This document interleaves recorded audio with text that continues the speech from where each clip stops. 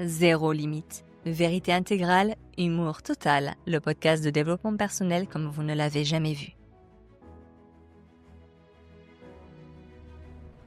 Bonjour les âmes en quête de vérité et les consciences nomades. Aujourd'hui est venue l'heure de l'épisode le plus narcissique de la série. L'épisode où je dois répondre à la question fatidique « Mais qui es-tu, Sarah ?» Alors en général, dans le milieu du bien-être, la réponse standard c'est « Je suis un être de lumière, né d'une fleur de lotus, venu sur Terre pour répandre des paillettes et vous dire que tout est juste. » Bon, on va arrêter les violons tout de suite. Ça fait plus de 11 ans que je traîne mes guêtres dans le développement personnel, la thérapie holistique et le coaching. 11 ans que je participe à la réalisation de chacun. Alors autant dire que j'ai tout le catalogue. Hashtag syndrome de la perfectionniste. Mais si je devais me définir, je ne dirais pas « fée clochette ». Bien que beaucoup peuvent me voir comme une fée, c'est loin d'être le cas. Disons que je me définis comme une chirurgienne quantique. Attention, bien sûr, d'un point de vue professionnel, pas de genre, soyons d'accord. Je veux pas de dérapage. Chirurgienne quantique. Ça en jette, non? On dirait un personnage de Marvel. Mais en réalité, c'est très concret. Je ne suis pas là pour vous faire des papouilles durant un massage énergétique en écoutant le bruit des baleines. J'aime aller au fond des choses. Je suis celle qui met les mains dans le cambouis émotionnel pour solutionner la psyché dérégulée et réparer les pannes de votre véhicule quand tout le monde préfère parler d'alignement des chakras et des constellations en buvant du thé vert. Alors, pour vous répondre, oui, j'ai des capacités, je suis médium et j'ai commencé en étant une télépathe psychique et émotionnelle dès mon plus jeune âge. Certes, dit comme ça, on se retrouve avec un côté X-Men, on s'imagine que c'est génial et que ça donne du style. Bon, en soi, c'est vrai. Sauf que, dans la vraie vie, c'est un couteau à double tranchant avec lequel il faut jongler et on se coupe beaucoup en apprenant, je vous le garantis. Pourquoi ? Car quand tu es capable d'entendre les émotions, les pensées, la nature même du cœur des gens, sous leur masque, eh bien, il arrive que tu te sentes un peu plus seul, que tu trouves le monde bien vide, avec tous ses paraîtres. Mais c'est aussi très pratique au boulot. Beaucoup moins, bien sûr, aux divers dîners de famille et de soirées mondaines. Parce que, je vais vous le dire, honnêtement, je ne peux pas faire semblant. Je ne veux pas nourrir le mensonge et les faux semblants au détriment de mon intégrité, de qui je suis. Il y a tellement de gens qui se plaignent du matin au soir, mais qui refusent de bouger le petit doigt. Oui, mais tu comprends, Sarah, j'ai toujours des galères, mais je fais de mon mieux. J'ai remplacé le vin par de la bière et les chips du soir par des M&M's. Faut pas m'en demander trop, vois-tu. Je ne suis pas là pour nourrir vos illusions.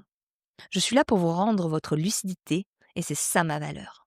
Le marché du bien-être est saturé de gourous. Le gourou, c'est celui qui veut que vous restiez petit, qu'il paraisse grand. Il veut des disciples, il veut des abonnés, il veut de l'instagrammable, il veut de l'adoration, sous couvert bien sûr d'une voix de pureté et de lumière céleste unique et qui le représente pleinement. C'est celui qui vous vend la béquille, puis qui vous casse l'autre jambe pour vous vendre la deuxième béquille. C'est pas mon rôle. Je veux former des maîtres. Je vois émerger des libres penseurs, des consciences nomades, des chercheurs de vérité. Je ne suis pas là pour vous porter. À l'image des Pokémon, mon rôle serait la fusion d'une boussole, d'une clé et d'une lanterne. Tout ça pour vous montrer la porte, comment y parvenir, mais aussi par moments vous donner un petit coup de pied au cul, bienveillant pour que vous puissiez la franchir. Aussi, je précise juste au cas où, je ne suis pas une grande gueule politique qui brasse du vent et qui fait tourner des moulins vides. Je ne veux pas d'une secte de gens qui boivent mes paroles. Je veux des gens capables de réfléchir par eux-mêmes, de mener leurs projets, leurs relations et leur santé comme des chefs d'entreprise, pas comme des stagiaires de leur vie. Mais attention, être maître, ce n'est pas flotter au-dessus du sol et de compter les fourmis. C'est tout l'inverse. La spiritualité, telle que je la vois, c'est être capable d'incarner son divin, en embrassant la noirceur et la crasse de son humanité, en vivant ses émotions et en agissant avec alignement et intégrité. Et la vraie force, d'ailleurs, c'était l'une de mes premières citations au début de mon activité, elle disait « La vraie force est une âme qui respire le présent ». Et pour rebondir dessus, la nature première de cette force, c'est d'embrasser les 3 I. Oui, attention, on rentre dans l'étape du sérieux. L'impuissance. Parce que non, vous ne contrôlez pas tout, et désolé pour votre ego. C'est reconnaître avec humilité tout ce qui nous dépasse. Ensuite, il y a l'imperfection. Parce que vous allez faire des erreurs, et c'est très bien ainsi. C'est aimer ses failles comme des signatures, pas comme des défauts. L'impermanence, parce que rien ne dure, pas même votre nouvelle résolution d'aller courir à 6 heures du matin. Acceptez que tout s'effondre pour mieux reconstruire. C'est là que réside votre véritable force. Pas dans une image lisse, parfaite, instagrammable, mais dans votre intégrité, dans votre courage, dans votre foi. C'est quand on accepte d'être vulnérable que l'on devient intouchable. Je vais vous partager quelque chose que certains d'entre vous savent et que d'autres ignorent. Bien sûr, tout le monde ne peut pas être au courant. Dans le sud de la France, où j'ai vécu, beaucoup me surnomment la dragonne. Non pas parce que je suis descendante de vikings que l'on surnomme les loups démons, Deus et démons. Non pas parce que je suis descendante d'hommes et de femmes médecins kabyles, de qui j'ai hérité des talents de guérison et ma connexion à la nature et aux mondes invisibles. Non pas parce que dans ma famille il y a un blason à fleur de lys de sang royal que je vous parle de dragon. C'est que, comme le dragon, je garde férocement un trésor. Je garde celui de votre lumière, de votre intégrité, et je vous redonne la clé et la valeur de votre souveraineté. Je mets en lumière vos démons, et ensemble on transcende vos croyances, pour que vous puissiez vivre votre humanité. Mon message, le voici.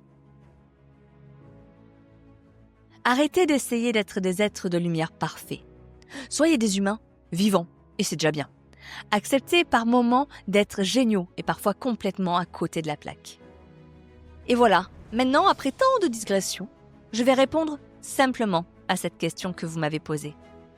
Qui est Sarah? Voilà comment je vais vous la décrire. C'est une jeune femme pas totalement finie parfois, un peu rêveuse, un peu sérieuse, très sensible, qui sait faire preuve d'autodérision et d'esprit, qui a su surmonter la violence de son histoire avec résilience, passion et courage. Une femme, mi-fée, mi-dragon, mi-Pokémon parfois, qui aime profondément l'humain et qui excelle dans son domaine de chirurgienne quantique. Puissante médium? Oui. Formidable thérapeute? Exactement. Douce pour l'ego? Pas vraiment, je vous avoue. Mais ça, c'est parce que c'est fait avec amour. Toujours partante pour rire, célébrer et surtout vous aider à vous transformer. Voilà qui est Sarah, une humaine authentique qui navigue au fil des âges, telle une conscience nomade, toujours prête à apprendre, à révéler et à partager ce qu'il y a de plus entier, authentique et vrai avec chacun. Merci pour votre écoute et je vous retrouve très vite